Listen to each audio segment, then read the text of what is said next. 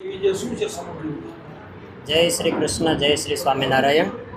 આજની જે આપણે આ પ્રેસ કોન્ફરન્સ છે એ આપણે વિશ્વ હિન્દુ પરિષદ દ્વારા 40 વર્ષથી જે ધર્મયાત્રા થઈ રહી છે એ નિમિત્તે છે.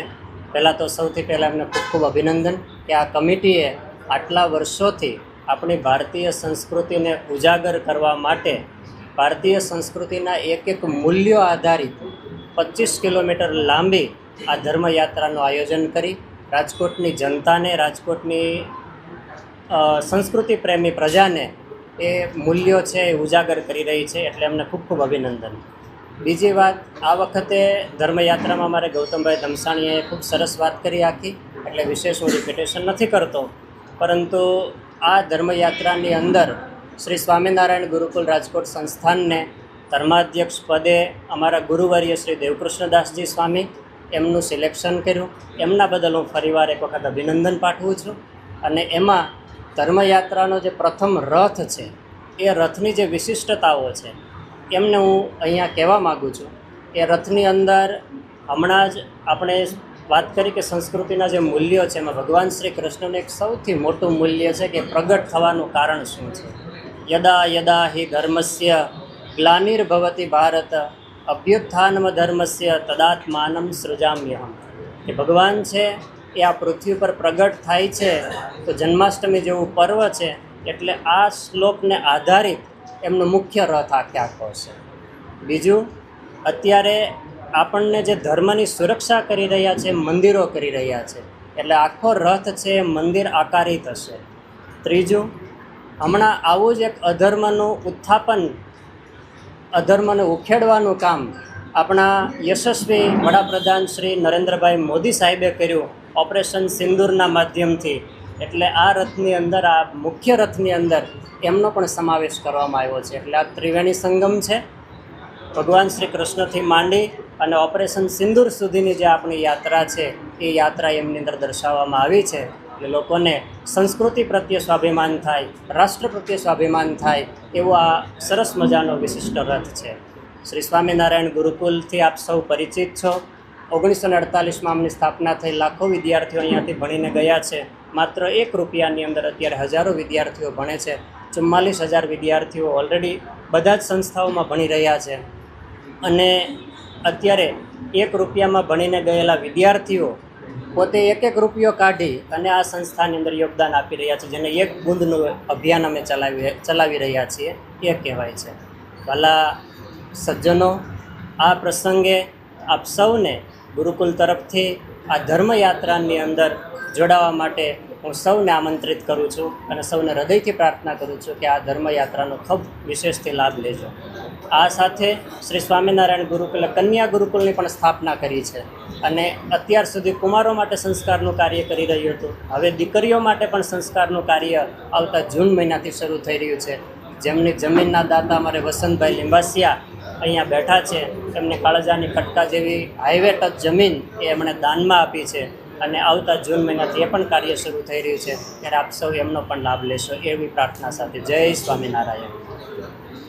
મારું નામ રાજદીપસિંહ જાડેજા, રાજાભાઈ વાવડી. ખાસ કરીને આ ધર્મયાત્રા યોજવા જઈ રહી છે, શું કહેશો? આ ધર્મયાત્રા જે છે એ દર વર્ષે અવનવી રીતે આયોજન થાય છે. પહેલાં તો આપ બધાનો ખૂબ ખૂબ આભાર હું માનું છું કે હું છેલ્લા 4 વર્ષથી ધર્મયાત્રાનો અધ્યક્ષ થાઉં છું અને તમારા બધા માધ્યમથી ખૂબ સારો એવો અમને પ્રતિસાદ મળે છે. તમે ખૂબ રથયાત્રાને હાઇલાઇટ કરો છો, એટલે પહેલાં તો આપ બધાનો ખૂબ ખૂબ આભાર. ખાસ કરીને ધર્મયાત્રામાં વિશેષ શું હશે?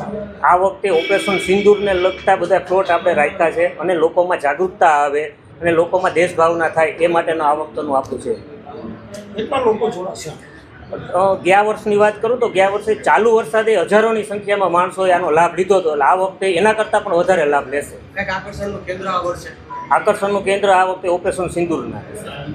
લોકોને શું અપીલ કરશું? લોકોને હું એવી અપીલ કરું છું કે આપ લોકો પણ આ યાત્રામાં જોડાવો અને બહોળી સંખ્યામાં આ રથયાત્રાનું સ્વાગત કરો. કેટલા પ્લોટ્સ જોડાવાના છે અને શું વિશ્વ હિન્દુ પરિષદ પ્રેરિત આ 40મી ધર્મયાત્રા 1986થી જે ધર્મયાત્રા નીકળી રહી છે એનું આ 40મી ધર્મયાત્રા આ વખતે શનિવાર તારીખ 16મી ઓગસ્ટ ના દિવસે મવડી ચોકડીથી સવારે 8 વાગ્યે અંદાજિત 250 જેટલા ફ્લોટ્સ જેમાં ટ્રક, ટ્રેક્ટર અને ત્રિચક્રી વાહનોથી નીકળશે અને જેમાં રાજકોટ અને સૌરાષ્ટ્રની ધર્મપ્રેમી જનતાઓ સાથે જોડાશે. સાથે સાથે આપણા ધર્માધ્યક્ષ તરીકે રાજકોટ સ્વામિનારાયણ ગુરુકુલના દેવકૃષ્ણ સ્વામી, આપણા પરમાનંદજી આર્ષ વિદ્યા મંદિરના અને BAPS મંદિરના કોઠારી સ્વામી અને અપૂર્વ મુનિ સ્વામી, ટીવી સ્વામી જેવા સંતો અને મહંત તો આ સભામાં ધર્મસભામાં હાજર રહી સાથે સાથે રાજકીય આગેવાનો અને અન્ય સામાજિક આગેવાનો પણ હાજર રહી અને આ ધર્મસભાનું સંચાલન કરશે. અને આ સભાના સંચાલન અને મુખ્ય વક્તા તરીકે અશ્વિનભાઈ પટેલ કર્ણાવતીથી વિશ્વ હિન્દુ પરિષદના મહામંત્રી તરીકે હાજર રહેશે. આ ધર્મ યાત્રાની વિશેષતા એ છે કે એમાં ધર્મની સાથે સાથે જે તાજેતરમાં આપણું ઓપરેશન સિંદૂર થઈ રહ્યું છે તેની પણ એમાં ઝાંખી છે. અને 15મી ઓગસ્ટ આપણા સ્વતંત્ર દિવસના બીજા જ દિવસે આ ધર્મ સભા હોય. ધર્મની સાથે સાથે સ્વતંત્રતા અને રાષ્ટ્રપ્રેમ પણ આમાં ક્યાંક ને ક્યાંક જોવા મળી રહેશે. એ આ ધર્મ સભાની ખૂબ વિશેષતા છે. વિશ્વ હિન્દુ પરિષદ અને ધાર્મિક યાત્રા એમાં ક્રમશઃ માનવબળની સંખ્યા ઘટતી જાય છે, એના વિશે એવું તો નથી. આ વખતે તો ચોક્કસ અમને જે જોતા છેલ્લા 10 દિવસથી આનું સંચાલન થઈ રહ્યું છે એમાં જે ત્યાંની ઓફિસે આપણે જે કાર્યાલય લોકો આવે છે તો એમાં હિન્દુ ધર્મની લોકો જાગૃત થઈ રહ્યા છે એવું ચોક્કસ લાગી રહ્યું છે.